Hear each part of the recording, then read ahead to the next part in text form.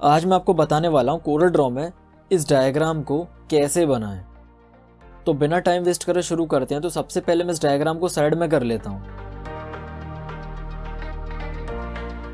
तो यहाँ पे मैं F6 प्रेस करता हूँ और सिंपली एक बॉक्स ड्रॉ कर लेता हूँ।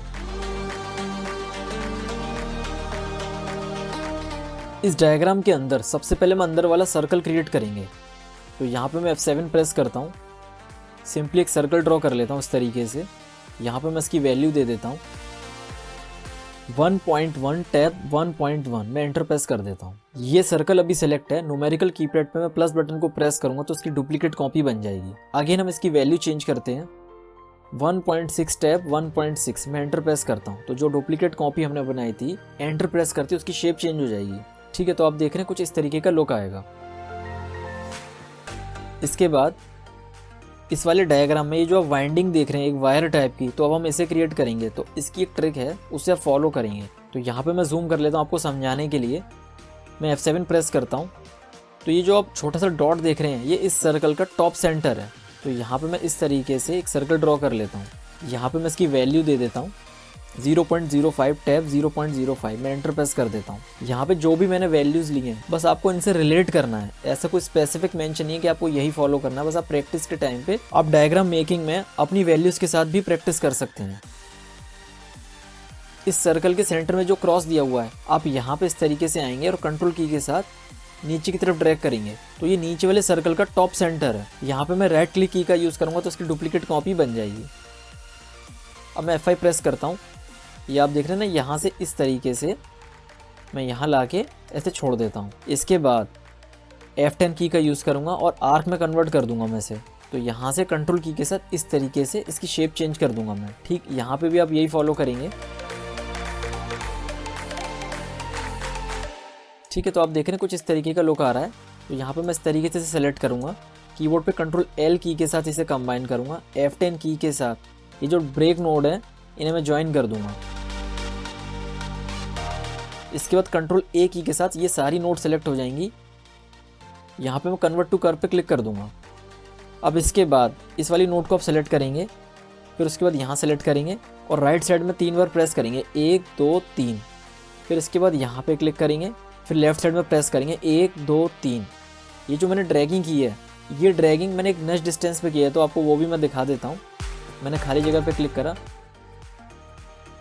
यहाँ पे मैंने ये कम रखा है क्योंकि यहाँ पे जो ड्रैगिंग थी मुझे कम करनी थी। इसके बाद मैं अगेन इसे सेलेक्ट करके कंट्रोल A प्रेस करूँगा। तो इस वाली नोड को इस तरीके से सेलेक्ट करके मैं डिलीट कर दूंगा और इसके बाद इसे भी मैं यहाँ से डिलीट कर दूंगा। ठीक है, अब वापस से मैं अनजूम कर लेता हूँ। तो इसकी शेप की मैं डायरेक्शन चेंज करूँगा।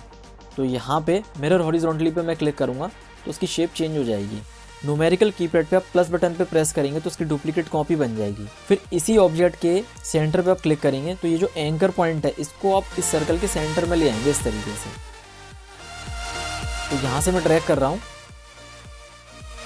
इस तरीके से यहाँ लाके मैंने छोड़ दिया। तो यहाँ पे जो उसकी वैल्यू आप देख रहे हैं 130.818 है। तो मैं इसे राउंड फिगर में 130 कर देता हूँ और मैंने एंटर प्रेस कर दिया। तो ये ऑब्जेक्ट अभी सेलेक्ट है। यहाँ से इसे पकड़ के मैं अंदाजे से करीब यहाँ लाके मैंने छोड़ दिया और मैंने राइट क्लिक की का यूज़ करा तो इसकी डुप्लीकेट कॉपी बन गई। तो इसकी वैल्यू 122.631 है। तो राउंड फिगर में मैं इसकी वैल्यू 122 कर देता हूँ। मैंने एंटर प्रेस कर दिया। अब ये जो आप डायग्राम देख रहे हैं इस डायग्राम में यानी कि वायरिंग टाइप से जो बाइंडिंग दी हुई है तो इसे आप काउंट कर लीजिए। तो 1 2 3 4 5 6 7 8 9 10 11 12, तो ये 12 बार दिया हुआ है। तो 2 टाइम्स हमारे यहाँ पे क्रिएट है। तो कीबोर्ड पे मैं कंट्रोल D प्रेस करूँगा 10 टाइम्स। तो आप ध्यान दीजिएगा 3 4 5 6 7 8 9 10 11 12। तो आप देख रहे हैं हमने 12 बार ये ऑब्जेक्ट क्रिएट कर दिए हैं। ठीक है, अब इसके बाद इस डायग्राम के अकॉर्डिंग हमें लेफ्ट साइड में भी इसी तरीके से क्रिएट करना है। तो सबसे पहले मैं अगेन इसकी शेप चेंज कर लेता हूँ। मैं यहाँ पे मिरर हॉरिजॉन्टली पे क्लिक करूँगा। तो ये वाली शेप क्रिएट करने से पहले मैं इसे काउंट कर लेता हूँ 1 2 3 4 5 6 7 8 9 10। तो 10 बार हमें यहाँ भी क्रिएट करना पड़ेगा। ठीक है, इस ऑब्जेक्ट के सेंटर में मैं क्लिक करूँगा, इसका एंकर पॉइंट इस सर्कल के सेंटर में ले आऊँगा और यहाँ से मैं नीचे की तरफ जाऊँगा। तो मैं यहाँ लाके इसकी डुप्लीकेट कॉपी बना देता हूँ। तो यहाँ पे इसकी वैल्यू है 58.659, तो इसे भी राउंड फिगर में मैं 58 कर देता हूँ। तो जो वैल्यूज़ मैं दे रहा हूँ बस आपको रिलेट करना है, ऐसा कोई स्पेसिफिक मेंशन नहीं है। इसके बाद मैं यहाँ पे क्लिक करूँगा और थोड़ा सा इसे ड्रैग करूँगा नीचे की तरफ। तो यहाँ पे मैं इसकी डुप्लीकेट कॉपी बना देता हूँ। तो यहाँ पे इसकी वैल्यू है 66.435, तो यहाँ पे राउंड फिगर में मैं 66 कर देता हूँ, मैं एंटर प्रेस कर देता हूँ। तो अब हम इसकी 8 टाइम्स डुप्लीकेट कॉपी बनाएंगे। तो इसके लिए मैं कंट्रोल डी का यूज़ करूँगा। 3 4 5 6 7 8 9 10। तो आप देख रहे हैं कुछ इस तरीके का लुक आएगा। तो यहाँ पे इस वाले ऑब्जेक्ट को मैं डिलीट कर देता हूँ।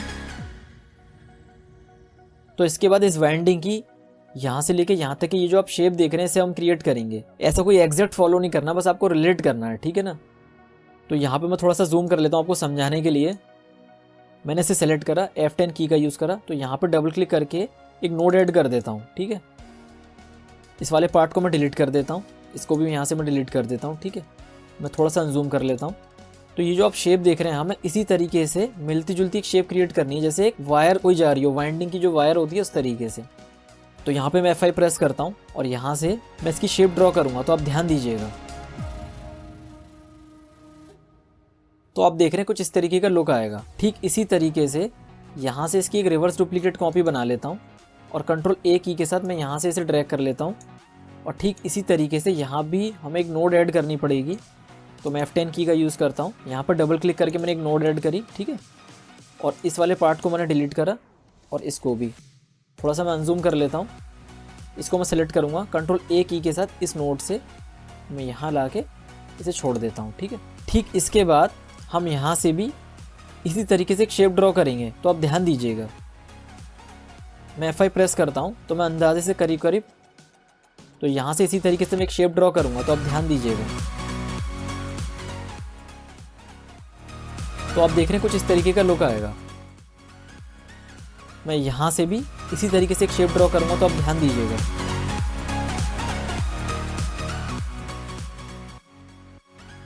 तो आप देख रहे हैं कुछ इस तरीके का लुक आएगा। इसके बाद हम फटाफट से इसकी लेबलिंग कर लेते हैं। तो इसे मैं फास्ट फॉरवर्ड कर रहा हूँ, ठीक है।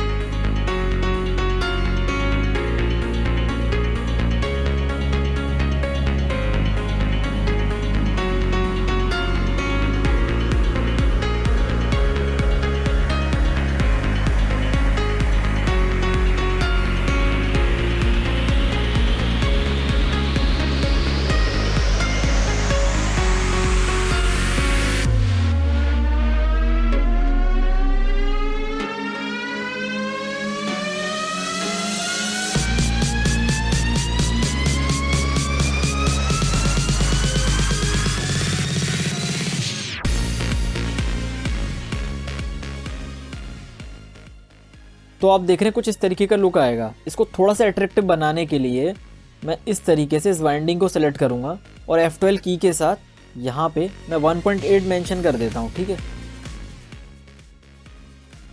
इसे सेलेक्ट करके कंट्रोल R की का यूज़ करूँगा तो रिपीट प्रॉपर्टी हो जाएगा, ठीक है। और यहाँ भी मैं इस तरीके से जो रह गए हैं भी मैं कर देता हूँ। राइट वाली डायग्राम हमने क्रिएट की है, लेफ्ट वाली एज इट इज़ है।